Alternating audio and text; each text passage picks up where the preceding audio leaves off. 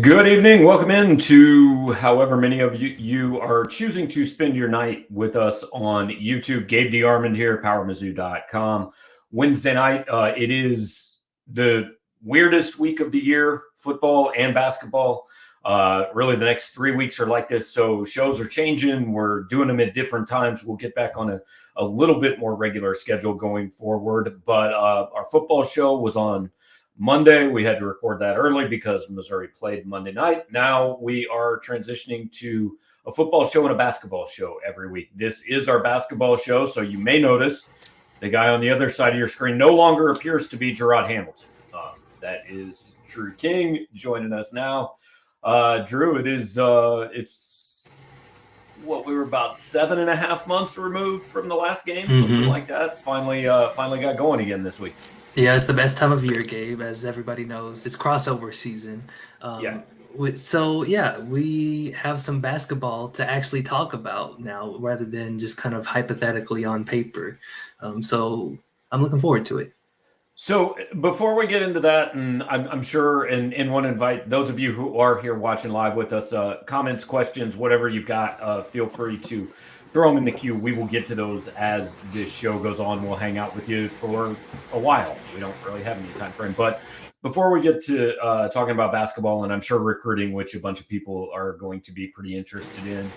So you said it's the best time of the year. So I listened to a few Mizzou basketball podcasts this week. Okay. Just to kind of get ready for the show and everything, or for the season and everything. And almost everybody brought up the same point. They said, why do we do this? We start the season and all these games are awful.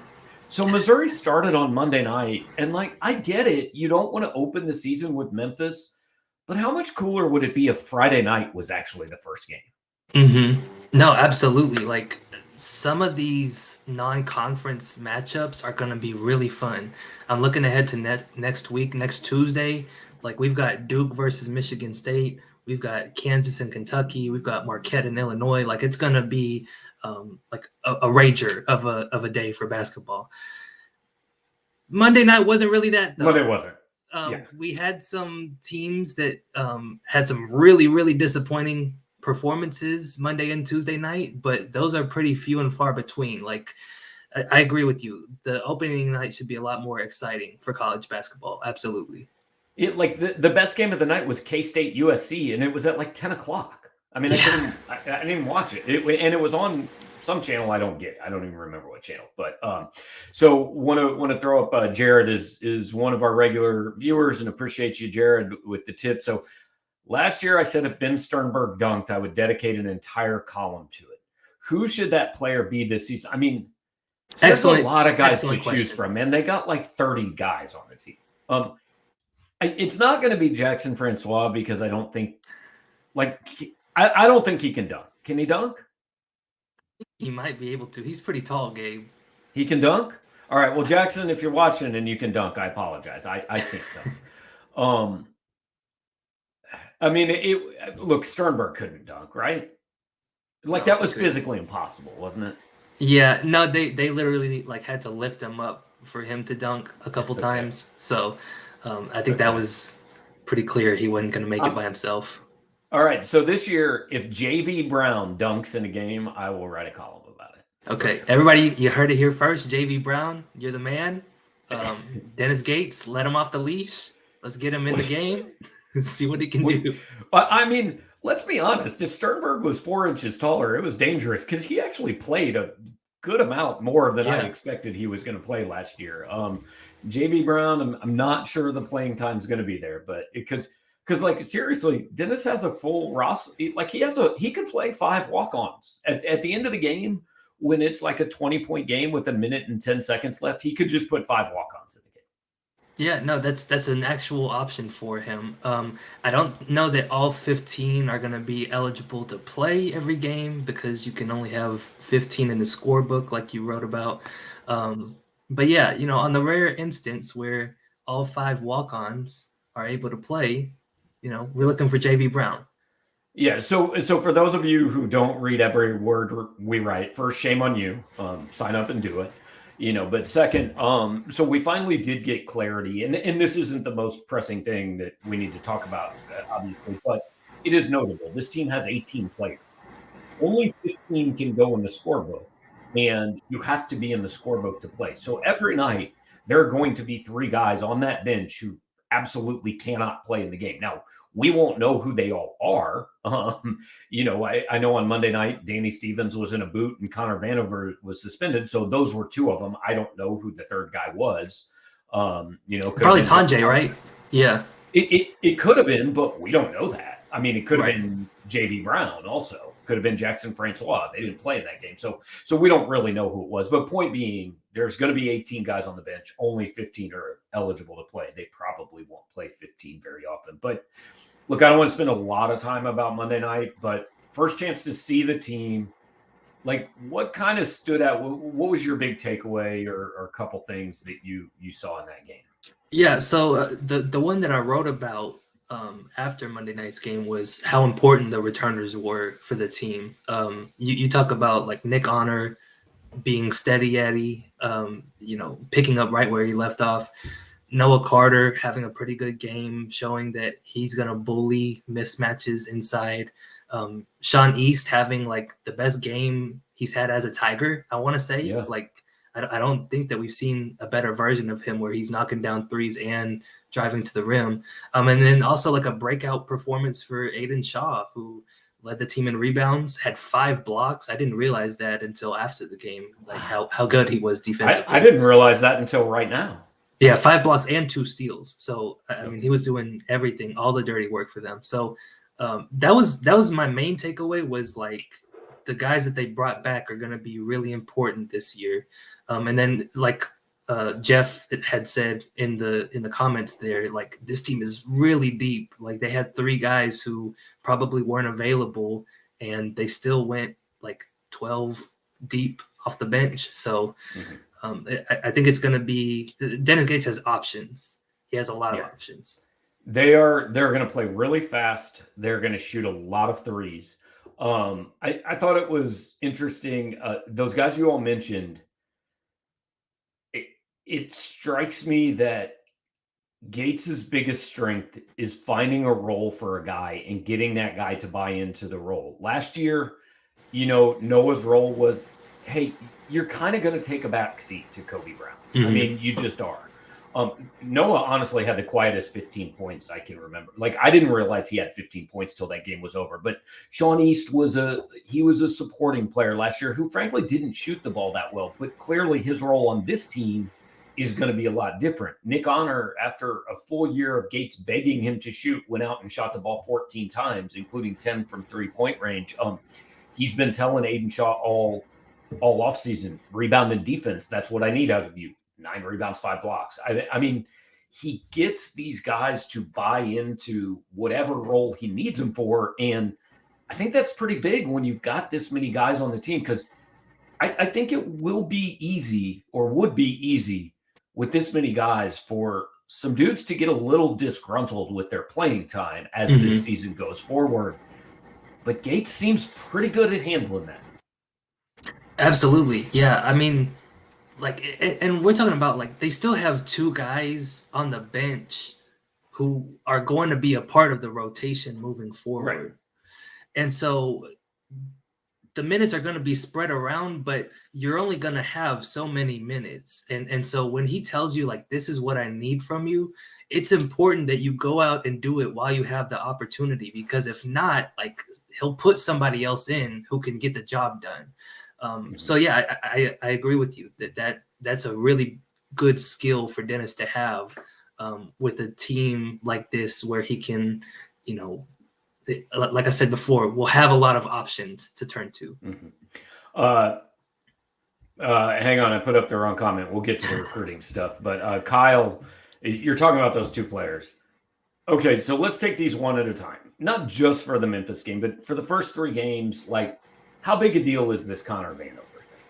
Because I tend to think it doesn't really much matter for 3 games. So it won't matter, I think, in kind of the grand scheme of things. Like, if, 2 of the opponents shouldn't be all that challenging. The Memphis game, we'll see, right? But in terms of like what they're gonna miss while he's out, I think that Mizzou really struggled to protect the paint against Arkansas Pine Bluff on Monday. You saw guys getting to the free throw line over 30 times. Jesus Carolero was, pretty solid in the 10 minutes that he got in the first half, but guys were getting past him and getting able to go to the rim. So that's something that I feel like that they're going to struggle with without Connor in this Memphis game and the game after that. But I do think it's something that they can overcome, especially if they get another performance from Aiden like he had on Monday. We can agree it's really stupid he's suspended for 3 games, right? Yeah, I absolutely. I don't understand it. Basically what happened was Connor finished last year was his 5th year in college, right? Mm-hmm. I think. So he finished the year, thought, hey, I might be done with college basketball, was invited to play at the Portsmouth Invitational, which is an NBA pre-draft camp, played in it. And then once he decided to come back to school, is now suspended because he played there. I don't really, and Dennis said after the game, he said, look, we made these rules for this extra COVID year, and then we forgot to change the other rules this is the NCAA at its finest. Let's just make a rule and not even think about what the consequences of it are, and then punish the kids when they break a rule that they probably didn't even know about that we should have seen coming. Yeah, absolutely. And on top of that too, we were joking about how many level 1 recruiting violations did Connor Vanover commit, right? Because there's a certain coach that's west of here that only got 4 games for that. So yeah, I think it's absolutely. So the mathematical formula is every level 1 violation, it's 1.25 level 1 violations per game. So bingo. Connor Vanover should actually be, I guess, he committed somewhere between 2.5 and 3 level 1 violations, I guess. Yeah, and they rounded up for that. Yeah. So, but it's dumb. I mean, it's dumb. The other question, do we expect John Tonje to play? I don't know, because I didn't really he didn't play. Mm-hmm. He had an injury in the offseason at some point. We don't know exactly what it was. But he didn't play. And then when I asked Dennis if he was healthy after the game, he said, yeah, he'd been practicing full speed and walked through today. Didn't really get into why he didn't play. Well, Gabe, it takes a long time to recover from an amputation, as we all know. That's fair. That's fair.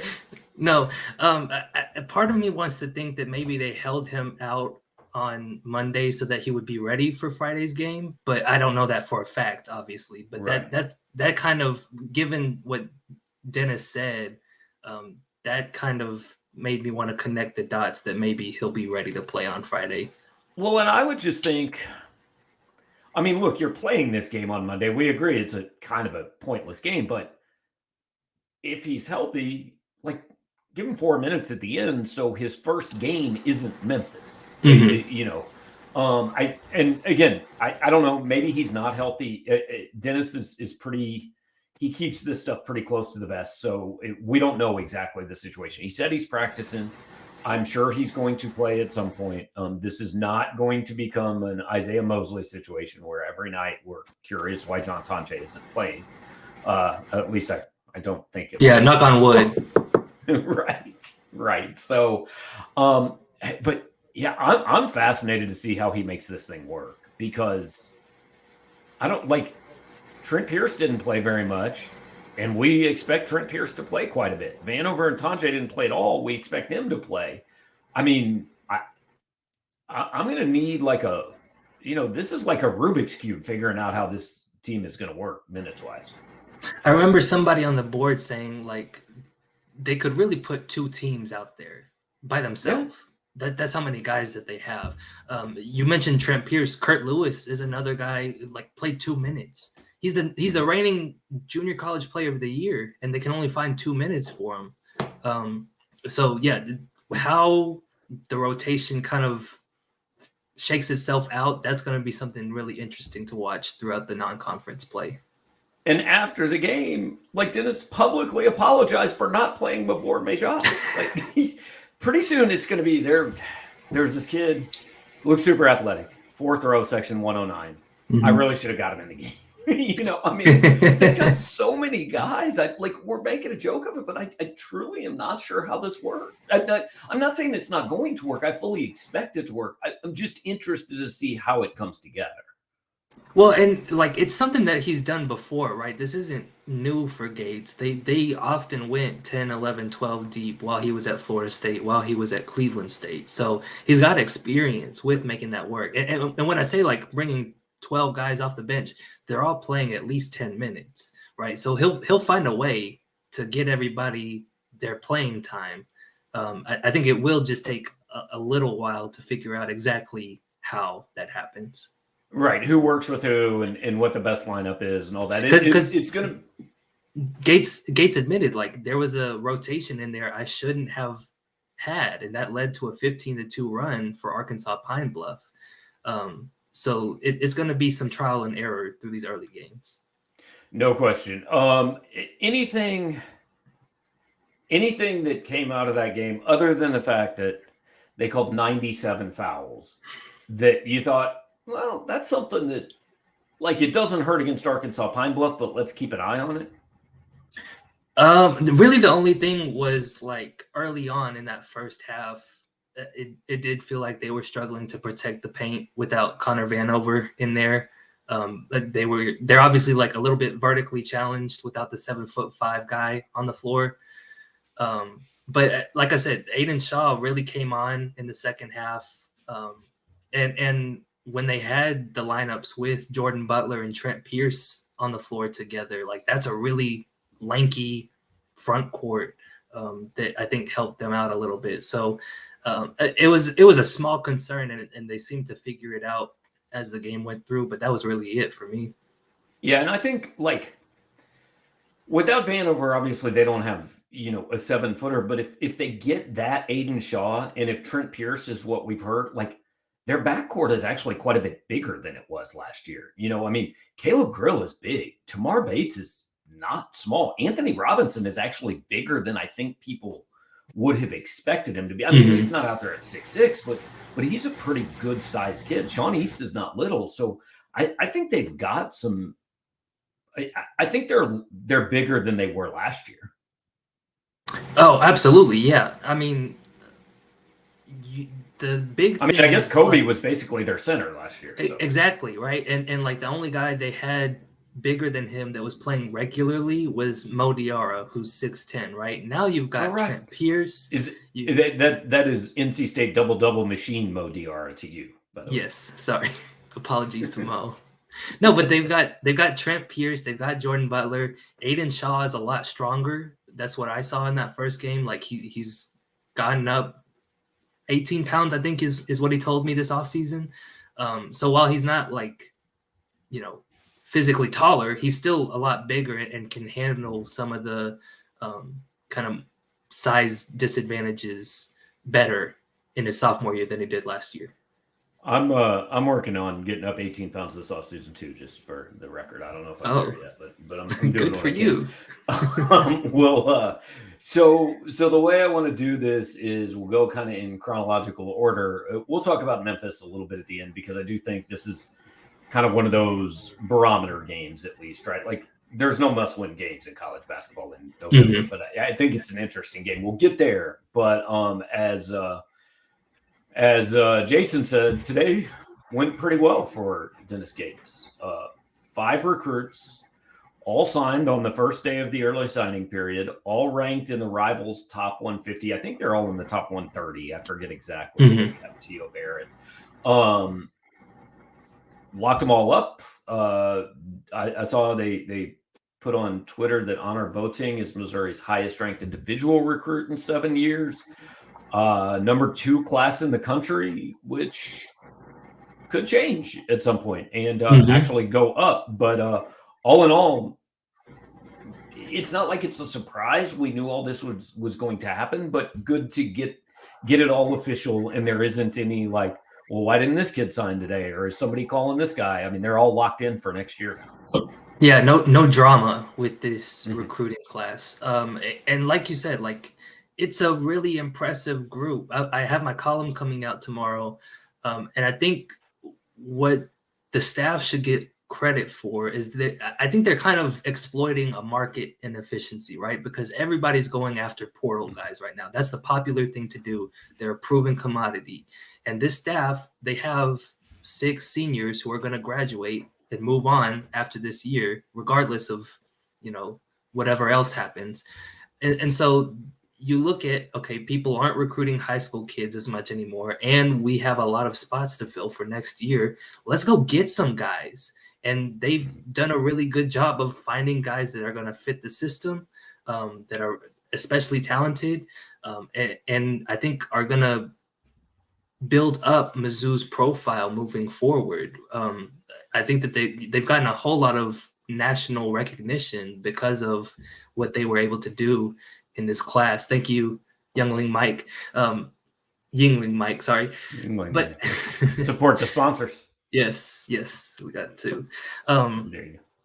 But no, yeah, absolutely can't understate how good of a job they've done with this year's signing class. And I mean, looking at this class as it stands right now, and we'll get to what might happen momentarily, but as it stands right now, they legitimately recruited a starting 5. I mean, Antonio Barrett he's a combo guard, but he is perfectly capable of playing the point. Yep. Connor Boateng is a 6'5" shooting guard. By the way, Barrett's 6'5" too. Boateng is a shooting guard. Marcus Allen is a 6'7", like he's a wing. He's maybe a little more 4-ish than 2-ish, I think. Yeah, I agree. But he's the wing. Peyton Marshall is he's a traditional power forward, right? Like stick him on the block, get down low. And then Trent Burns is 7'2". I mean, if you go toward position basketball, I guess that's what we call it now. If it's not positionless basketball, it's position full basketball or something. Yeah. But they recruited a guy at every spot on the court in this class. And I don't want to overhype everything, but I know how excited fans are for this. And if this becomes what a lot of people want it to be, you can see people looking at that class as Missouri's the 2020 Missouri version of the Fab Five, right? Or maybe the Super Six here in a few days or whatever. But I mean, this is the plan that I'd kind of heard behind the scenes all along is we're going to come in, we're going to patch it together for year 1. We're going to get kind of a foundational group for our second team, and then we're going to go get pros. And look, we don't know if these guys are pros, but they have the potential. Absolutely. I would guess that at least one of this group is going to end up being a pro, if not more. And like I said, again, they went out and got guys that fit the system, T.O. Barrett, I feel like could fit anywhere, right? He's a connector guard. He's going to do whatever it takes to win, whatever's asked of him. Honor Boateng is a stud. One of the things that caught my eye when I watched him was he's able to score in a number of different ways, right? They used him posting up on mismatches. They had him coming off of screens, off the ball and on the ball. Marcus Allen is, we mentioned he's kind of more of a forward than he is a guard. But defensively, he'll be able to guard 1 through 5. He's got that kind of versatility to him. We mentioned, Peyton Marshall being kind of a traditional guy on the block back to the basket. He's going to be tough to get off the block is the thing. There's not a lot of guys that can move him around.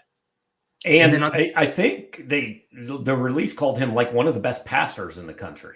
Absolutely. Yeah. Dennis Gates said that himself. Mm-hmm. And then you look at Trent Pierce, he's 7'2" and he can shoot threes, Gabe. He's not going to be somebody who cramps the floor because defenses are going to sag off of him. He's a guy that you actually legitimately have to guard. And so not only is it a starting 5, like I said, but it's a starting 5 that I think Dennis Gates can win with. And that's probably the most important thing with this next recruiting class. Yeah, I mean, Jordan Butler made his only 3 on Monday night at whatever, 7 foot, 7'1", 6'11", whatever he might be in that range. We know Vanover. But you said something. You said, this is a group of kids that fits the system, and like 100% right. I'm not trying to really be funny here. Who doesn't fit this system? This system is legitimately play fast as hell, and we want you all to shoot threes. Like, maybe not everybody fits in it, but I can't imagine somebody not wanting to fit in it. Mm-hmm. No, it's a fun way to play, right? Like, who doesn't want to score 101 points in the season opener, Right. Yeah, and like, you're 7'2". Yes, I will bench you if you don't shoot threes. Every kid wants to hear that, man. Absolutely, man.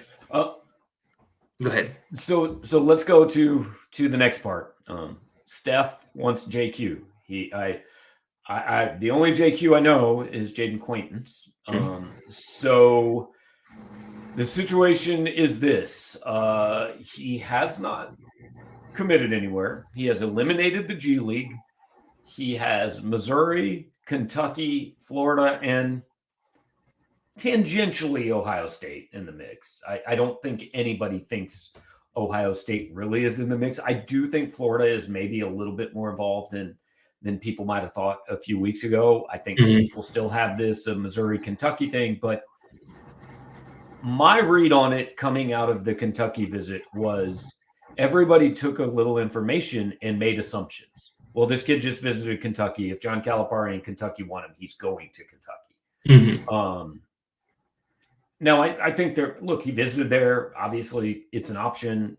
He may end up there. But I think some of the information that came out nationally kind of disagreed with what we were hearing, which is Missouri kind of feels pretty good about this thing and has for a while. Yeah, for a long time, they've felt good about it. Really, since JQ had his visit since his name Missouri. popped on, since before it became public. Yeah, absolutely. And so, yeah, you look at the names of the schools that Mizzou's competing against, and it's understandable that some people would think that JQ is leaning toward a certain blue blood, right? But when you talk to JQ, you hear things like, I want to go somewhere that's going to develop me to be in the NBA. And Dennis Gates showed he can do that, right? He took Kobe Brown, who I don't think was on anybody's draft radar till about February, and turned him into a first-round pick. He took Demoy Hodge, who definitely wasn't on anybody's draft radar until probably after the season, and turned him into an NBA player. He's with the Lakers now, right? Even guys who didn't play all that much last year, Draco Million and Isaiah Mosley, they're in the G League right now. So I think Dennis Gates has proven that he can develop these guys, and that's something that Jaden's told me that he really values. Obviously, Kentucky's got a lot of guys in the NBA too, but I wouldn't underestimate Mizzou's chances in this race. Well, and what stood out, when the first time I talked to Jaden and his dad, like the biggest point they made was, I don't want a coach who's going to stick me down in the paint. Yes, I'm 6'9". That's not what I want to do. I want to have the freedom to go outside. I want to have the freedom to bring the ball up the floor. I'm not saying John Calipari doesn't do that. I don't know. This is not me making a Missouri recruiting pitch. All I know is that Dennis Gates absolutely does that and would allow. Kobe brought the ball up the floor sometimes last year. Yeah, he did. That was actually the point I was about to make. Was there are some similarities between what JQ does and what Kobe Brown did for Dennis last year.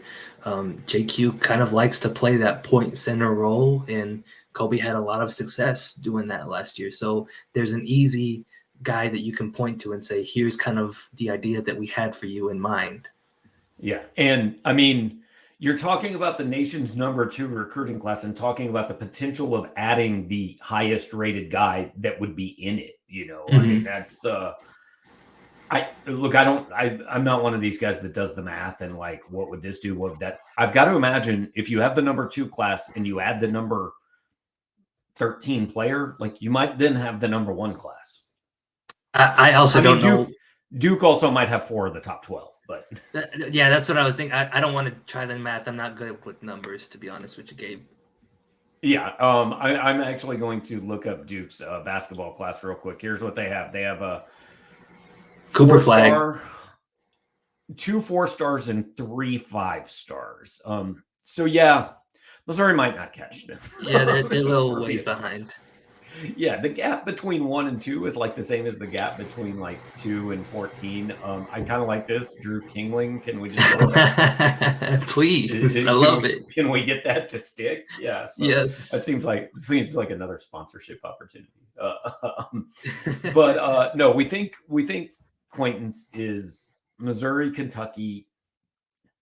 I wouldn't completely say Florida is impossible, but I think it would be a surprise. Yeah. But the situation is the early signing period runs through next Wednesday. So he could sign somewhere for the next 7 days. If he doesn't do it by the end of next Wednesday, then the late signing period opens on April 17th. And look, a kid rated that highly. It's not like Missouri or Kentucky's going to say, no, you have to do it. I mean, he's going to have a spot there. And it also may give him a chance to see how seasons unfold, see what rosters look like, see what the portal looks like. So I don't think it's out of the question at all. In fact, if I had to guess today, I think he probably waits. I would agree with that. Jaden Quaintance has no reason to rush a decision. So it definitely would make sense for him to take his time. But I also wouldn't be like totally shocked if he decides, you know what, like I've made up my mind. Let's go ahead and put pen to paper. Right, let's get it done. Yeah.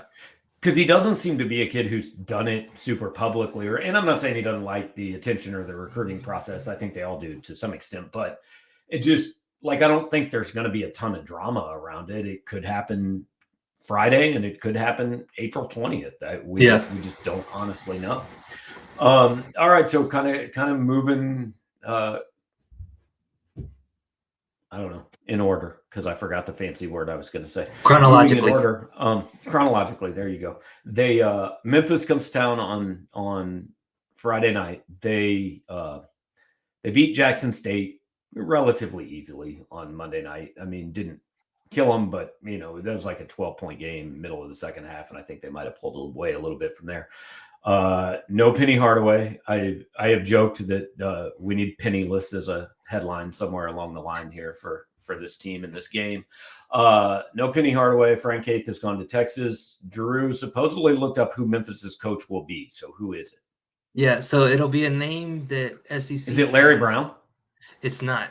Okay. It is former Mississippi State head coach Rick Stansbury will be leading the way for the Memphis Tigers. Okay, so in the age of NIL, let's not write off the possibility that Memphis might have 4 new players by Friday night. So there you go. Experienced head coach, certainly coming in here. I don't know if Stansbury ever coached in Missouri. I don't remember what his timeline was at Mississippi State. But this Memphis team, I think, is kind of like they've got a lot of talent, but kind of ranked right about where Missouri is, I think, viewed as a tournament team preseason because they're probably one of the top 2 teams. It's what them and Florida Atlantic, right, are in the same league. Is that right? Yes, the American Athletic Conference, correct. Okay, so yeah, those are kind of the top 2 teams in probably a 2-bid league. But I think, probably know more about Memphis than I do, and by that I mean something. So what's up with Memphis? So Memphis, like most Penny Hardaway teams, is athletic as hell. They're gonna get up and down the court just as much as Mizzou is, right? So I don't expect the pace of the game to be an issue for them. The main thing for them is that Penny doesn't necessarily run a really strict system. He likes his players to kind of play how they like, right? Play their game. And sometimes that leads to a lot of turnovers. So one of the things that stood out to me about their season opener was that they coughed the ball up 16 times. That's something that I think Mizzou can exploit in this matchup. But again, without Connor Vanover and going up against a really athletic team, it's going to be important to protect the paint. You want to make sure that you're cutting off driving lanes, making sure guys aren't getting to the rim. And so that's kind of how I see this one shaking out is defensively, you got to get stops, get turnovers, and keep them either shooting threes or giving the ball up. Okay, so you're talking about Memphis's athleticism. They get up and down. They scored 94 points in their season opener against Jackson State. I know college basketball lines do not come out until the morning of the game generally. Where should we set the over-under for Memphis and Missouri, who between them averaged 97.5 points in game one? Yeah, it's got to be somewhere in the 160s. Like 160? Yeah, that's the first number that came to mind was 160, just because, and it might be higher, Gabe, honestly. Right, and I would take at 160, I would take the over. Yeah, exactly. So maybe like 164, 166. I don't know where exactly I would put it, but it's going to be up there. It's like the anti-Iowa football line. Exactly. Like every Iowa game, I saw the Iowa Rutgers over under this week is 28.5. This is like the direct opposite. That's disgusting. That is gross. And also, hammer the under. Like there's no way those two teams are scoring 28 points. I saw a thing the other day that listed the 6 highest scoring games played in Wrigley Field this year, and Iowa Northwestern was number 6. The top 5 were baseball games. That adds up. Yeah. Yeah. The Cubs won a game 24-10 at one point, apparently. So Brian Ferentz and Kirk Ferentz very jealous. I feel like we're a little off path here, but so this is one of those games that I love teams playing these games, right? They're interesting. Day 2 and even Minnesota next week on the road. At least it's interesting. I think they should win that, but at least it's a team we've heard of. How much does this game mean? I mean, how much will you take out of whatever happens in this game? That's a good question. I think it's a game that you could take more stock in, just because I think that's kind of the level of competition you're going to see going into conference play is the Memphises of the world. Obviously, one thing that I didn't mention earlier was you're kind of catching Memphis at a good time. They have a ton of newcomers who, and obviously like Penny Hardaway's out, so the chemistry won't necessarily be there. So maybe don't take, all your stock into Memphis. But I think it is a game that we're going to learn a lot about what Missouri can be heading into the rest of the year, just because it's going to be a team, like you said, that's kind of interesting, right? It's not a lock that Missouri's going to win this game. So, yeah, I think it's definitely one that is going to be important going into this year. I think it has more upside than downside. Like, I think this is a win that if you get it, come Selection Sunday, it's kind of one you point to and say, hey, that was solid. That was pretty good. If you lose it, I don't think it kills you because I think Memphis is a tournament team. It's far better. Like, losing to Memphis is much better than beating like Houston Christian or some of those teams Missouri played last year, right? Like, what we're not going to have this year is if Missouri's got 24 wins heading into the NCAA tournament, we're not going to be talking about if they're on the 8-9 line because with this schedule, they'll be higher than that. Right. When we look at the net ratings, right, the net rankings, this is going to end up being a quad 1 or quad 2 game. And always, like every time, those will always help more than it hurts you. I think as long as you don't have like a high number of losses in that category. And so, but yeah, when you talk about beating a quad 1 or quad 2 team, those games really help on your resume when it comes to tournament time and seed selection. And what I like about this is, look, we went, I think the date last year, I think the KU game was December 10th.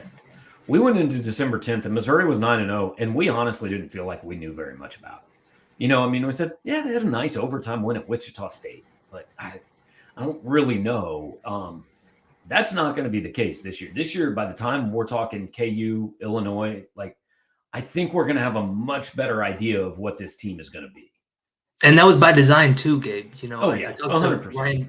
Ryan Sharbaugh, talked to me about how they put this schedule together based on what they saw during the summer practices, right? And how good that they felt about the roster that they had. They felt like they were ready to go and take on these bigger challenges early on because of the amount of experience that they have with this roster. So, yeah, it's a game that, you know, the schedule itself is going to be more challenging, and they want that for this group because they have some pretty high expectations this year. And I mean, look, Dennis spent all November and December last year trying to convince me they played a good schedule. So I can't imagine what words he's going to come up with for this schedule. This is murderer's row compared to last year. And again, like I get why they did it and it worked out. But let's be honest, those first 9 games were kind of like anything less than 8-1 would be rather discouraging. Yeah. So Benson wants to know starting 5 and first 3 off the bench against Memphis. So I go 2 ways on this. Like Dennis seems to, if he has a starting lineup that wins the game, he seems to stick with it. So I wouldn't be surprised to see the same 5. I also think, well, did Aiden Shaw maybe earn a starting job? But like just the way he's talked about Aiden, and I think what he does to kind of push buttons and motivate him, I think he's going to make Aiden do it a couple more times before he'd put him in the starting lineup. I agree with that. Yeah. Like you said, Dennis doesn't really like to change up the lineup when he's winning. And also, like, I think it helps to have an energy guy like that with Aiden come off the bench. And so I would expect kind of the same starting 5 from Monday with Nick, Sean, Caleb Grill, not Trent Pierce, which was confused us which was early on the scoreboard briefly. Yes, yes. Noah Carter and then Jesus Carolero Martin at the 5. And then first 3 off the bench, it's got to be Tamar Bates after what we saw Monday. Aiden Shaw, of course. And then the third guy, did you love what you saw from Caleb Brown on Monday? I don't know that love is the word I would use. And it's probably too soon to say the third guy off the bench is Trent Pierce. But I was legitimately caught off guard by him only playing 7 minutes on Monday. I think the third guy off the bench will be Ant Robinson, actually, because I think he's going to play a lot. Yeah, more than I was expecting, because I think everybody kind of thought he's going to sit behind Sean and Nick and kind of learn the ropes his first year, but they're going to get him on the court, throw him into the fire a little bit. Another option for the third guy off the bench, maybe John Tonje, if he's healthy, ready to go. But we won't know until he's actually out there. Yeah. So I mean that's kind of the group.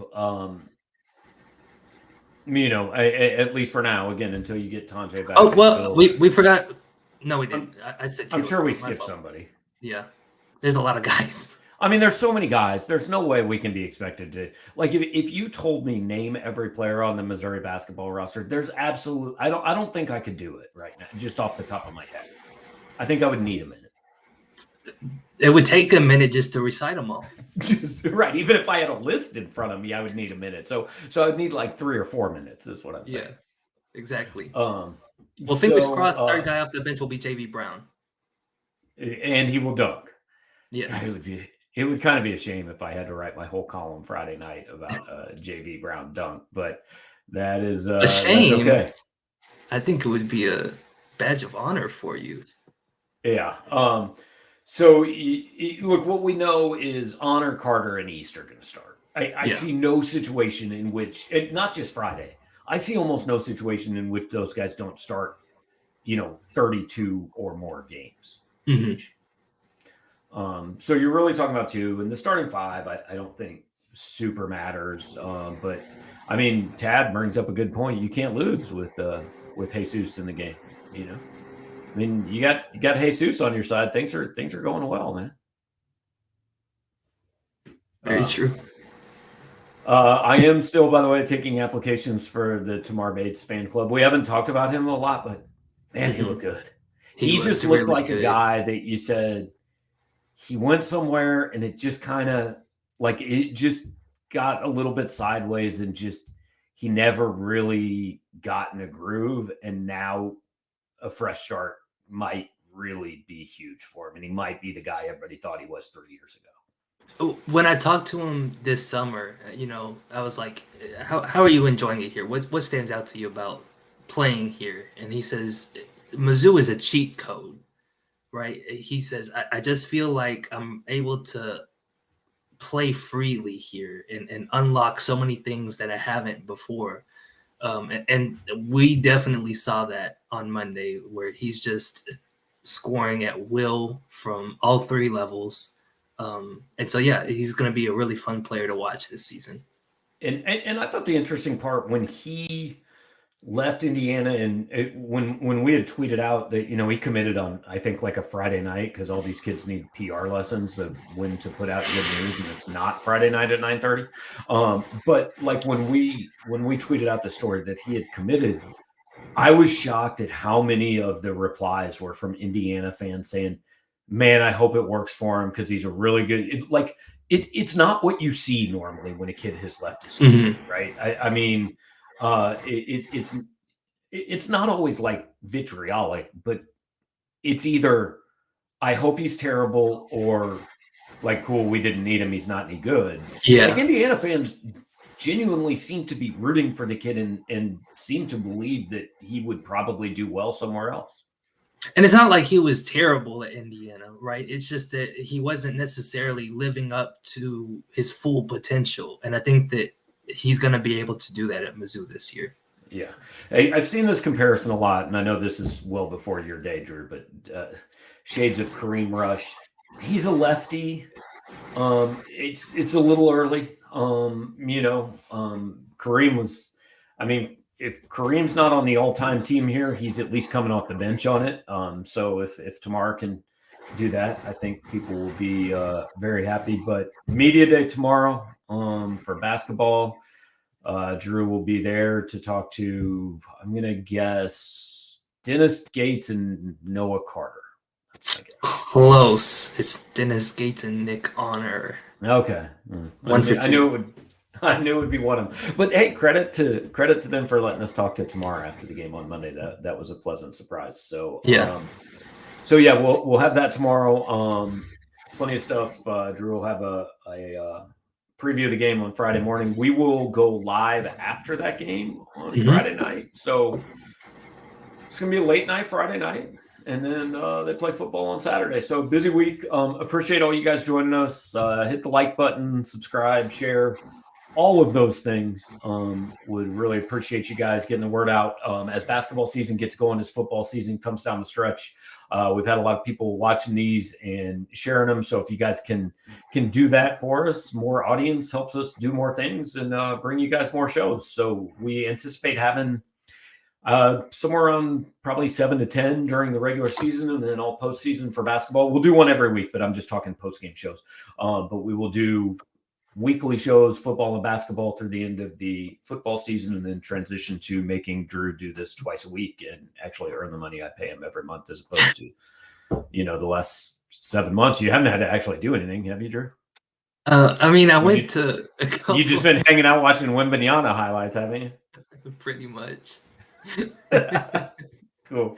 I'm about to go watch the Spurs game now after this. So there you go. Perfect. We're going to let Drew go watch the Spurs. You guys do what you do. Again, like, share, subscribe. Appreciate it. We'll talk to you next time.